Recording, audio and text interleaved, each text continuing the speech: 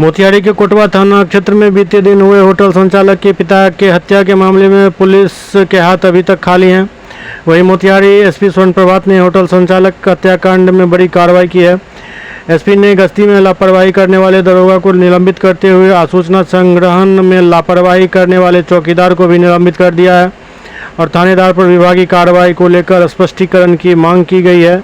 SP के कार्रवाई से पुलिस महकमे में हड़कंप मचा हुआ है।